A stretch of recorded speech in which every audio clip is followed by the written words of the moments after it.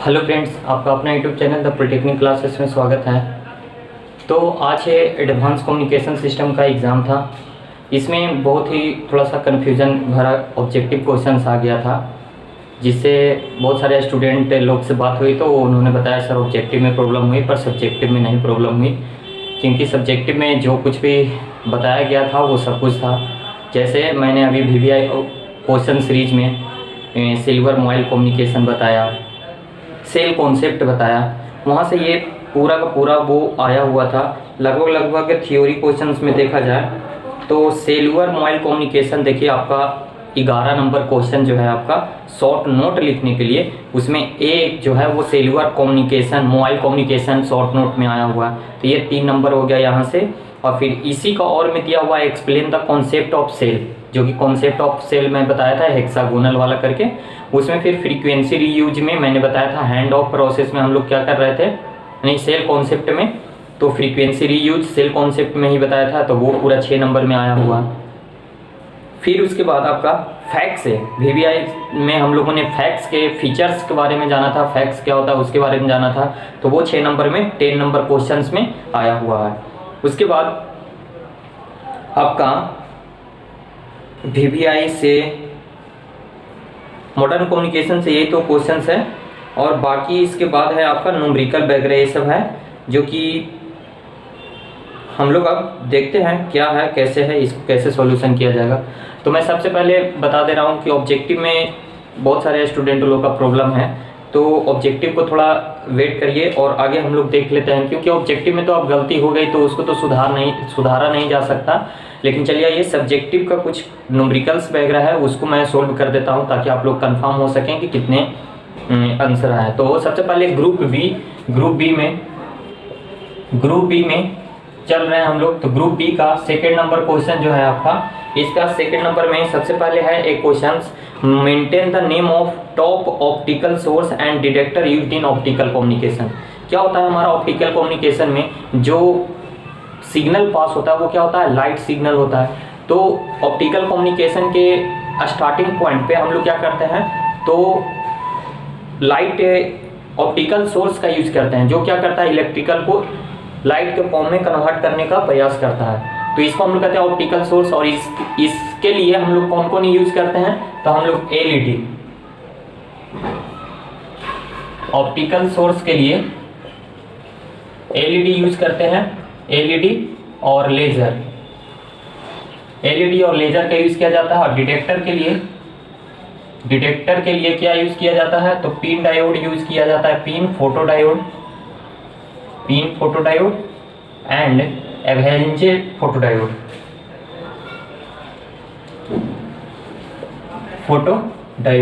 तो यही आपका आंसर लिखना था।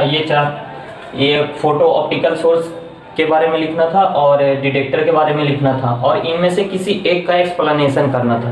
तो LED लेजर या फिर पिन फोटोडायोड या वेलेंचे फोटोडायोड, इनमें से किन्हीं का भी एक एक्सप्लेनेशन कर देना था, ये था। फिर इसी के और में दिया हुआ था एक क्वेश्चन, बहुत ही ये न्यूमेरिकल क्वेश्चन था। न्यूमेरिकल क्वेश्चन और में क्या है, इसके और में दिया हुआ था, तो यहाँ पे दिया हुआ है A max amplitude, maximum amplitude दिया हुआ है 40 वोल्ट एंड मिनिमम एम्पलीट्यूड दिया हुआ है, मिनिमम एम्पलीट्यूड दिया हुआ कितना 20 वोल्ट। तो इसका मॉड्यूलेशन इंडेक्स निकालना है। तो मॉड्यूलेशन इंडेक्स बराबर फार्मूला होता है, क्या होता है, तो V मैक्स माइनस V मिन बटा V मैक्स प्लस V मिन।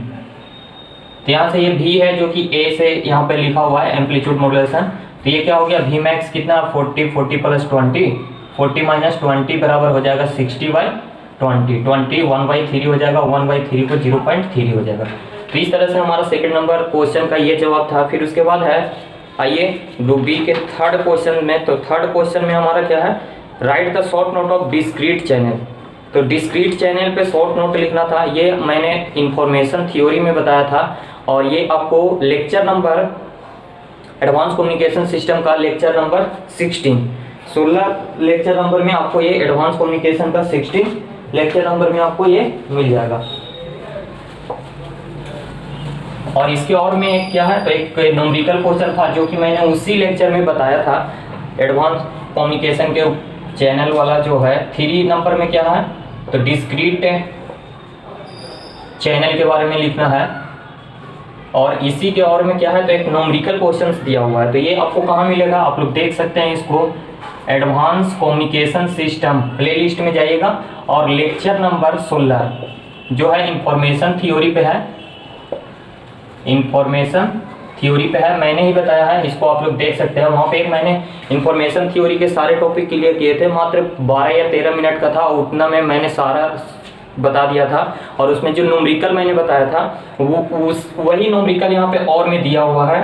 यहाँ पे क्या करें, a source deliver from symbol x1 x2 x3 x4 और इसकी प्रोबेबिलिटी दी हुई है 1/2 1/4 और 1/8 और 1/8 इस तरह से यहाँ पे दिया हुआ है। तो इसी से रिलेटेड मैंने एक क्वेश्चन वहाँ पे सोल्व कराया था जिसकी प्रोबेबिलिटी दी हुई थी 1/2 1/4 और 1/4।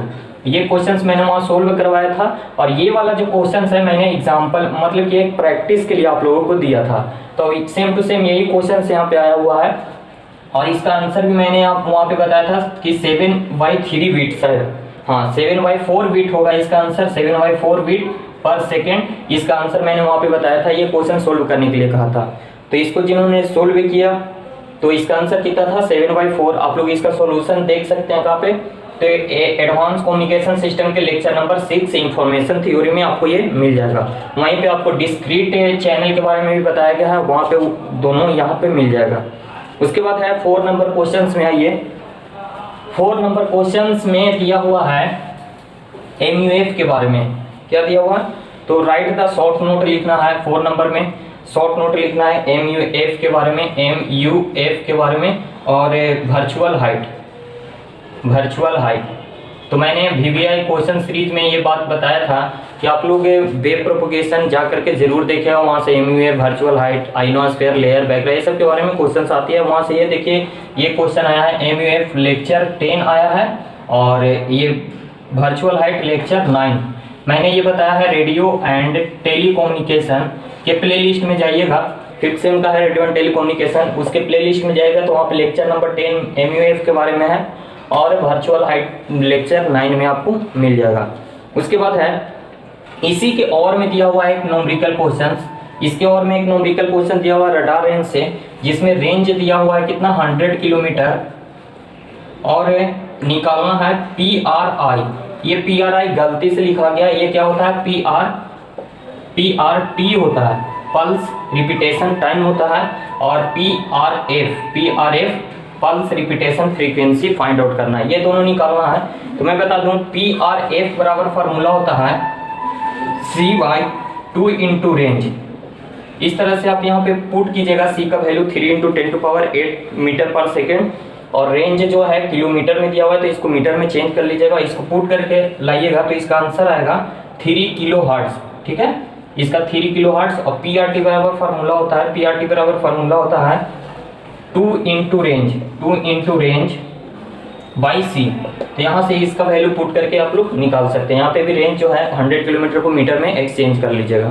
ठीक है, तो इस तरह से ये 4 नंबर क्वेश्चन हो गया। उसके बाद 5 नंबर क्वेश्चन में दिया हुआ है right short note on external noise. तो एक्सटर्नल नॉइज हम लोग जानते हैं, एक्सटर्नल नॉइज ऐसा नॉइज है जो कि क्या होता है हमारे कम्युनिकेशन के बाहरी होता है, जैसे एटमॉस्फेयर नॉइज, मैडमेंट नॉइज, ये सब क्या है एक्सटर्नल नॉइज के एग्जाम्पल हैं। तो 5 नंबर क्वेश्चंस में ये नॉइज के बारे में लिखना था।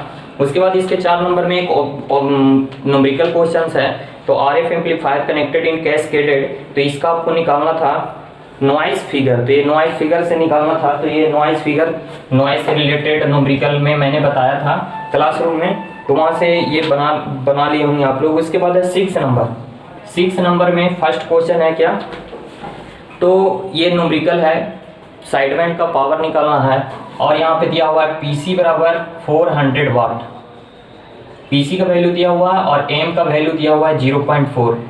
तो साइडबैंड का पावर निकालना है तो PS बराबर फार्मूला होता है 1/2 into M² into PC।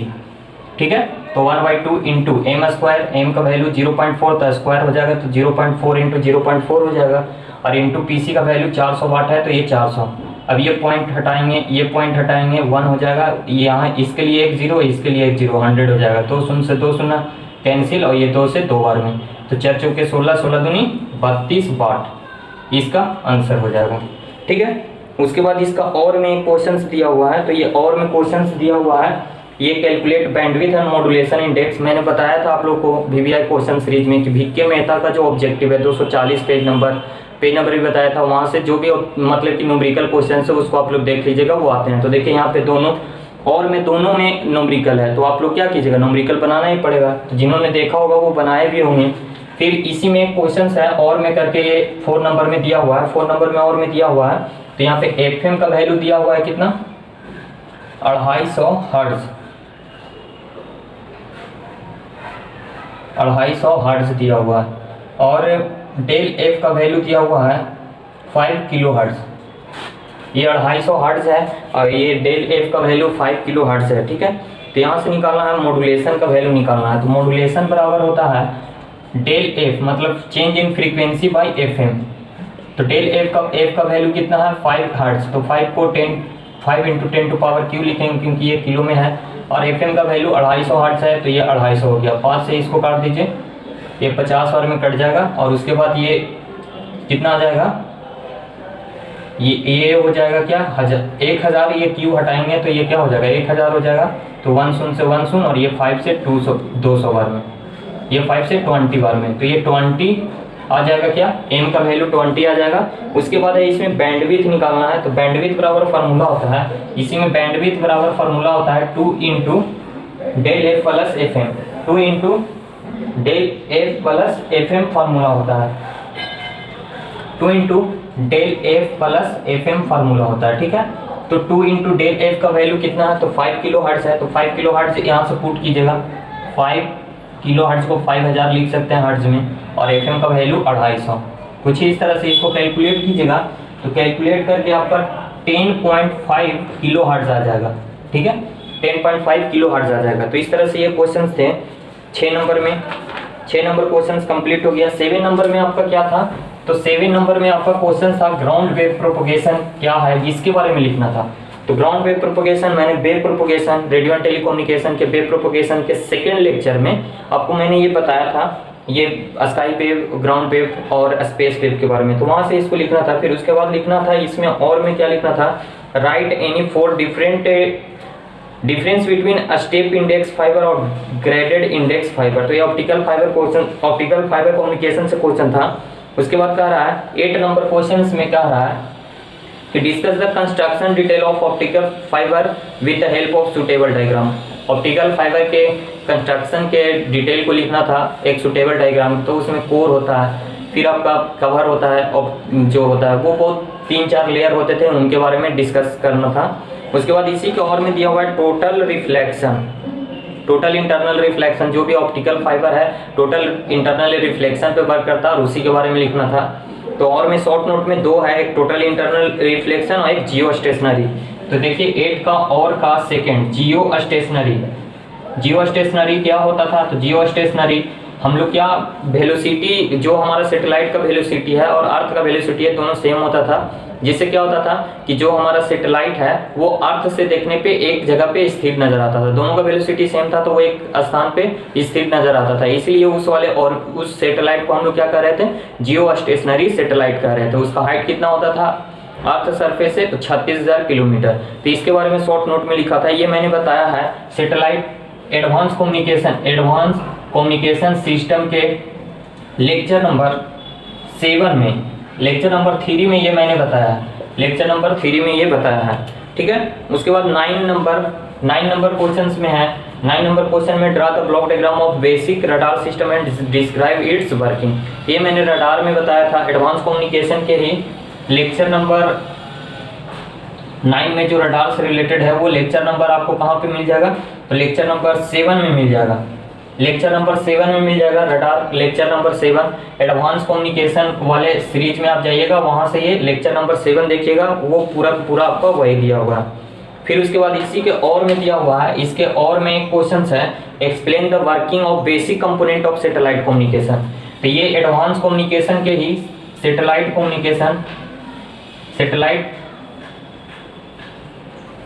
Communication के लेक्चर नंबर 1 जो था मेरा इसी पे था।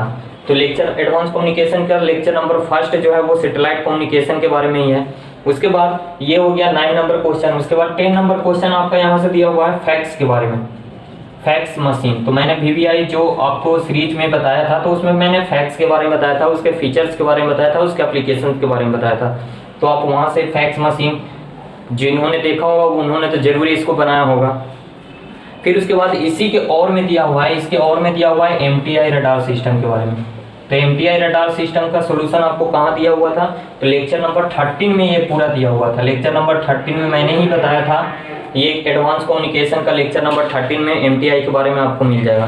तो इस तरह से हमारा 11 नंबर क्वेश्चन। अब आइए 11 नंबर क्वेश्चंस में आपको कहाँ पे मिलेगा, तो ये 11 नंबर क्वेश्चंस है। 11 नंबर क्वेश्चन में कॉन्सेप्ट ऑफ सेल, जो कि VBI थ्योरी में चल रहे थे हम लोग, VBI advance communication test series में। तो इसमें हम लोगों ने देखा था कॉन्सेप्ट ऑफ सेल के बारे में। तो कॉन्सेप्ट ऑफ सेल के बारे में हम लोगों ने देखा था फ्रीक्वेंसी रीयूज के बारे में। तो वहाँ पे आप लोग कॉन्सेप्ट ऑफ सेल के बारे में देख सकते हैं उस वीडियो में। ये 6 नंबर में मैंने बताया भी था, वो आया भी इसी का। ये VBI कॉन्सेप्ट ऑफ सेल में देख लीजिएगा। उसके बाद इसके और में दिया हुआ है रिटेंसी ऑफ इंफॉर्मेशन थ्योरी। तो ये इंफॉर्मेशन थ्योरी वाला जो है वो लेक्चर नंबर आपको 16 में मिल जाएगा। लेक्चर नंबर 16 एडवांस कम्युनिकेशन वाले प्लेलिस्ट में मिल जाएगा। उसके बाद ए में है सेल्युलर मोबाइल कम्युनिकेशन। तो हम लोग VBI एडवांस कम्युनिकेशन में सेल्युलर मोबाइल कम्युनिकेशन के बारे में जाने थे।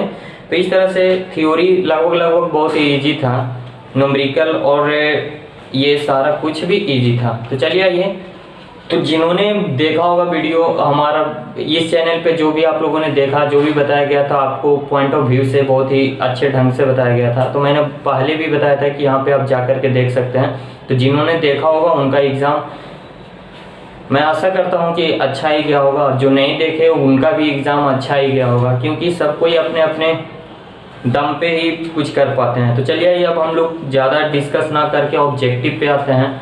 तो ऑब्जेक्टिव के बारे में देखते हैं कि ऑब्जेक्टिव क्या आया था और कैसे आया था।